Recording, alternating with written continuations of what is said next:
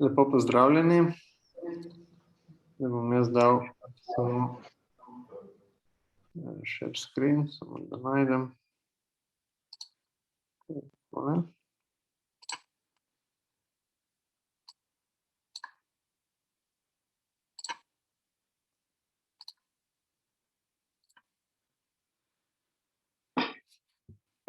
Tako, a vidite mojo predstavitev? Ok. Lepo pozdravljeni, tudi z moje strani. Jaz sem dr. Jan Reščič, sem zaposlen kot asistent za vinogradništvo na Fakulteti za vinogradništvo in vinarstvo in kot podoktorski raziskovalec na Centru za raziskave vina torej na Univerzi v Novi Gorici v Vipavi. No, danes, kot je že kolega Mitja omenil, bomo malo povedali o lokalnih sortah vinske trte, kakšen je njihov pomen, značilnosti, pa tudi raznolikosti in kako to določamo. No, verjetno ste že slišali, videli, da smo locirani v dvorcu Lantieri v Vipavi. No, tako, se pravi, na svetu imamo nekje zabeleženih približno 10.000 sort vinske trte, ne, torej na vseh kontinentih, na katerih se prideluje grozdje in pa vino. Od teh 10.000 samo nekje recimo 10 do 13 je takšnih, ki so tako imenovane svetovne sorte, se pravi, ki se pridelujejo na praktično vseh kontinentih, tudi v Sloveniji, Italiji, Franciji, pa tudi v Avstraliji, Ameriki, pa tudi Južni Ameriki, Južni Afriki in tako naprej. Se pravi, lahko jih preštejemo praktično na prste, tukaj sem dal samo nekaj primerov teh sort. To so v bistvu te svetovne sorte, ki so tudi najbolj zastopane. Potem pa imamo tudi sorte, ki so recimo udomačene in pa hkrati so tudi razširjene. Kaj pomeni to razširjene? To pomeni, da jih pridelujemo recimo pri nas, v Sloveniji ali pa Italiji, ampak jih pridelujejo tudi recimo v sosednjih državah ali pa v kakšni drugi državi. Se pravi, niso samo lokalne, zgolj v eni regiji ali pa na enem okolišu, ampak so razširjene na več teh regij in pa več okolišev. Tukaj je samo primer recimo nekaj teh sort, ne. Sauvignon Nas recimo bolj poznan prej kot oziroma pri vas v Italiji kot Tokaj Friulano. No, potem pa imamo še eno skupino sort, to so pa v bistvu stare sorte, ki so tudi udomačene, lokalne. Med njimi najdemo tudi take, ki so avtohtone. To pomeni, da izvirajo točno iz tega območja in na tem območju tudi uspevajo. Recimo taka se šteje kot tako recimo rebula, ne, kot da izvira recimo iz Goriških Brd. Ali pa tudi zelen, sorta zelen, ki jo že Mitja prej omenil, ki uspeva samo v Vipavski dolini in je nikjer drugje na svetu praktično ne najdemo. No, v Sloveniji recimo imamo za primerjavo 46 sort vinske trte, ki jih lahko gojimo, ki so vpisane v sortno listo, in od teh večji del v bistvu predstavljajo svetovne sorte in pa tudi te razširjene sorte, medtem ko te stare sorte, lokalne ali pa tudi avtohtone med njimi, predstavljajo pa manjši del pridelave. Če si pogledamo recimo tole tabelico, ne, o sami zastopanosti sort, vidimo lahko, da v bistvu predstavljajo te svetovne sorte kar večji del, Chardonnay, Sauvignon, Merlot. Recimo rebula, ki je nekako bolj zastopana, predstavlja malček manjši, ampak vseeno velik odstotek, medtem ko kakšne druge sorte pa predstavljajo recimo tam manj kot 1% pridelave, ne, torej zastopanosti sort v Sloveniji, ne. Zdaj pa, zakaj te lokalne sorte, ne? Zakaj nimamo samo tistih svetovnih sort, ne? V bistvu, bomo rekli tako, lokalne sorte, ne, predstavljajo neko raznolikost, ne, kakor vidite recimo iz teh imen tukaj, da so recimo poimenovane po raznih krajih, po raznih imenih, tudi, ne, in tako naprej po krajinah. Ampak se pravi, je zelo velika raznolikost, ne, med samimi sortami. Torej v Sloveniji nekje okrog 100 približno takih starih in manj znanih sort, ne, ki se jih praktično bolj ali manj goji samo v kakšnih kolekcijah, ki jih vzdržujejo strokovne službe. Večina teh sort pa se nahaja na Primorskem, ne, tukaj Goriška, pa potem Vipavska dolina, ne, pa slovenska Istra, ne. No, torej raznolikost, ne, teh sort, se pravi pestrost samega nabora, pa tudi vsaka sorta ni enaka, ne, ampak ima posamezne karakteristike, ki ji dajejo svoj nek okus recimo, ali pa neko aromo, neko prepoznavnost. Potem gre tudi za tipičnost teh sort, se pravi značilnost neke sorte v nekem geografskem okolju, in pa tudi unikatnost, ne. Se pravi, s tem, ko recimo sorta zelen raste samo v Vipavski dolini oziroma uspeva se prideluje, potem je to neka dodana vrednost produkta, ne, oziroma tudi posebnost lokalnega okolja, ne. Tako tudi vinarji, ko prodajajo svoje vino, recimo v vsem tem naboru teh svetovnih sort, ne, ponudijo nekaj, kar je recimo ekstra, ne, kar drugi nimajo, ne.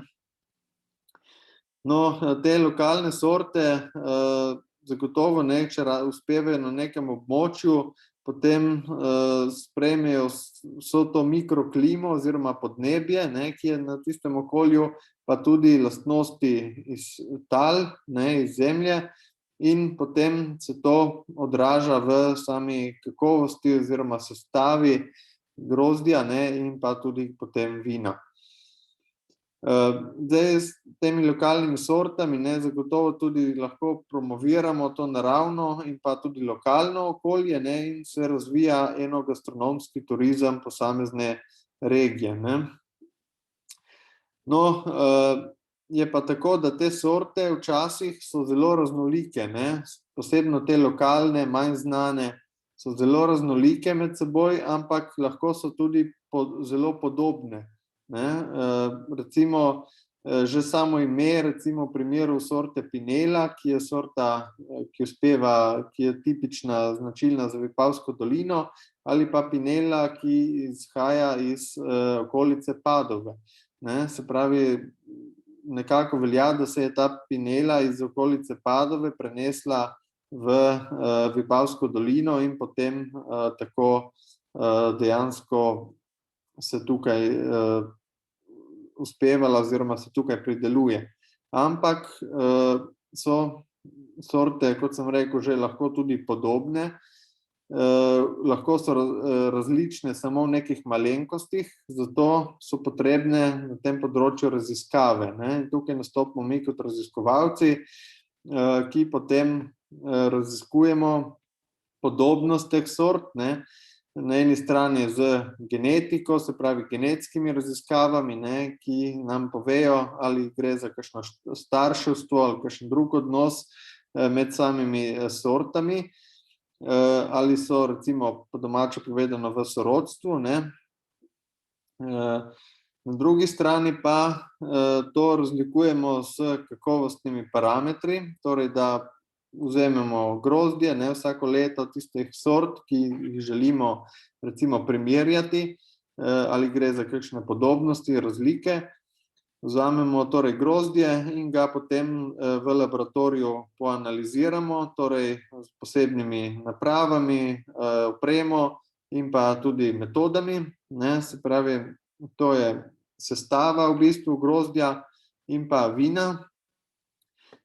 In potem tudi arome, ne, lahko poanaliziramo, se pravi spekter oziroma aromatski profil ne, posameznih sort grozdja in pa vina. Recimo pri sorti zelen je še taka sorta, v bistvu, kjer moramo še definirati oziroma poanalizirati ta aromatski profil, ne, in ga v bistvu nekako potem okarakterizirati.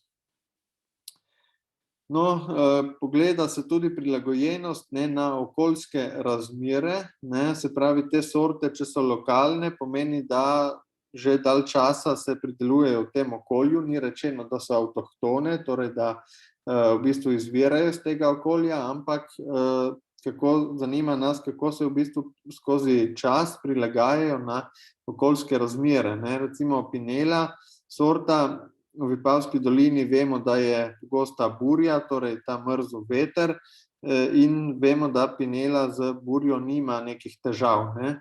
V nasprotnem primeru v bistvu zelen pa ima težave z pozebo, ne, torej spomladansko pozebo, ker zgodaj odganja, ne, se pravi spomladi zgodaj odganja in ga prizadene lahko pozeba.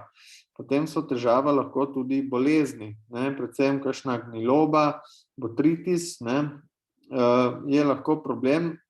Recimo pri sorti pinela so bile izvedene raziskave, kjer dejansko se je zato, da smo pridobili, ker za pinelo je znano, da ima grozdje, ki so zelo zbiti, ne, se pravi, so jagode zelo skupaj in se rada pojavi gniloba, ne, se zadržuje vlaga znotraj grozda in se pojavi gniloba.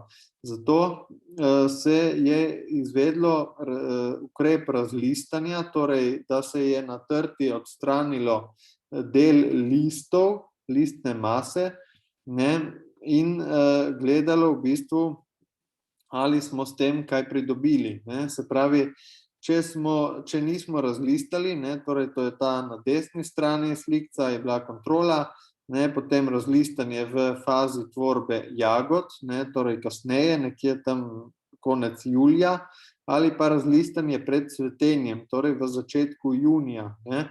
In se je pokazalo recimo razlistanje pred cvetenjem, da je bil grozd bolj odprt, ne, zdaj mogoče se malo slabše vidi tukaj na sliki, ampak ti jagodni peclji so bili daljši, grozd je bil bolj odprt, sicer manjši pridelek, ampak prilagoditev recimo na to, da imamo zbite grozde, ne, torej na botritis, ne, recimo en ukrep, ki bi lahko to pokril.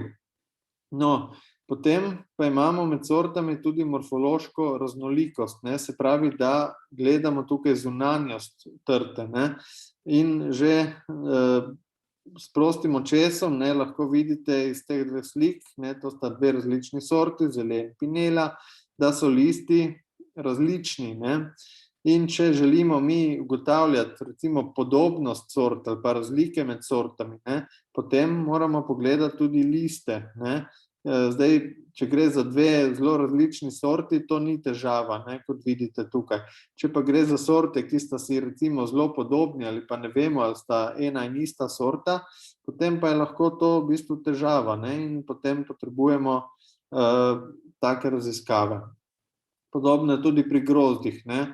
Zdaj je grozd sorte zelen, kot vidite lahko na sliki, v bistvu sicer tukaj malo slabše videti, je malo večji, je bolj odprt, ne, medtem ko sorta pinela, kot smo rekli, ima grozd, ki je bolj zbit, bolj zaprt, ne, jagode so bolj skupaj, ne, torej take raznolikosti, ne.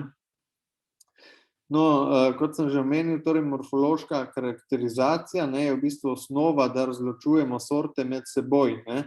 Tukaj imamo recimo liste, ki so si recimo na prvi pogled mogoče podobni, ne, vsaj tale dva, medtem ko ostali so pa precej različni, ne, torej če pa želimo mi potem vedeti, ne, karakterizirati, za kakšno sorto gre, potem moramo vedeti, da list v bistvu ni samo list, ne, ni samo nek list, ki ga tam vidimo, ampak je sestavljen iz takih različnih delov, ki jim strokovno pač jih poimenujemo, ne, recimo tale del tukaj je peceljni sinus, ne, potem so ploskve ali krpe, Potem imamo pri vinski trti take zobce, ne, ker listi so običajno nazobčani, potem glavne žile, ne, in pa tudi stranske žile, ne. Tako da list in pa tudi deljen je list ponavadi na več delov in te vmesne dele imenujemo stranski sinusi, ne. Tako da list ni samo tak samoumeven list, ne, ampak je sestavljen iz večjih delov.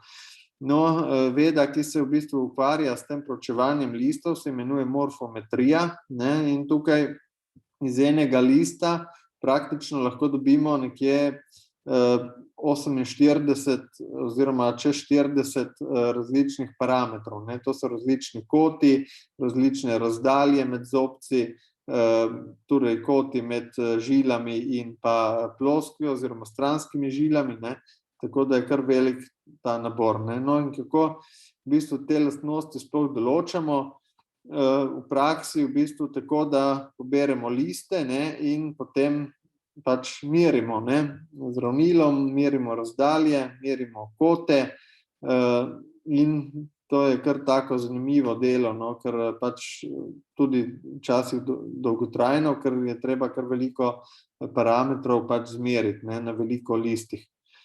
No, da si pač pomagamo, si pa v bistvu z takimi kodami oziroma deskriptorji jim rečemo, torej, ki nam povedo, kaj gledati, kaj meriti, ne. Tukaj lahko vidimo velik nabor teh zadev, kaj vse moramo pomeriti, ne. To so v bistvu deskriptorji, ki jih določa OIV oziroma Mednarodna organizacija za trto in vino, ne, in teh je kar veliko, ne, torej različne dolžine žil, glavnih žil, pa tudi stranskih žil, potem različni koti, širina, dolžina zobcev in tako naprej, ne. Potem to vpišemo in dobimo potem tako bazo oziroma si s tako bazo potem pomagamo pri razločevanju sort.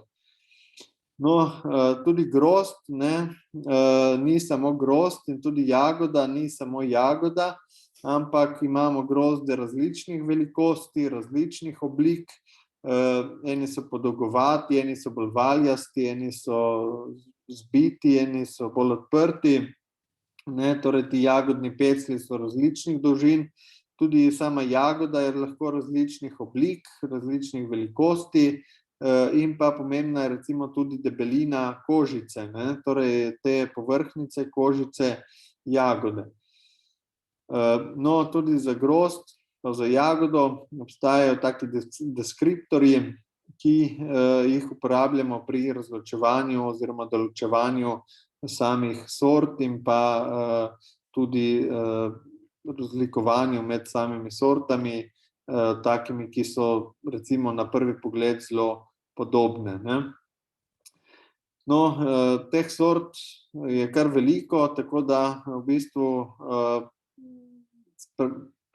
torej nabor teh sort je velik, ampak te lokalne sorte praktično jih je zelo malo, torej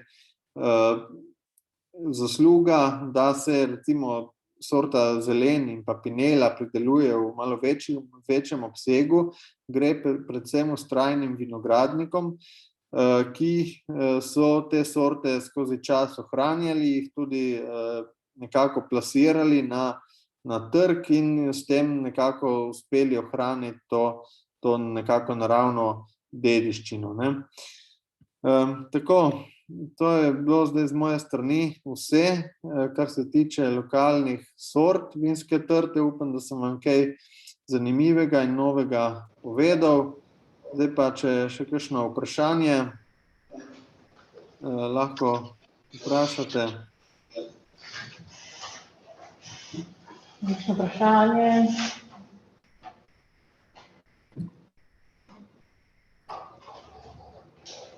Nobeno vprašanje. No, če ni, upam, da ste vsaj kaj dobrega odnesli. Jaz bi se vam lepo zahvalil za pozornost. Jan? Vas lepo pozdravljam. Jan, me slišiš?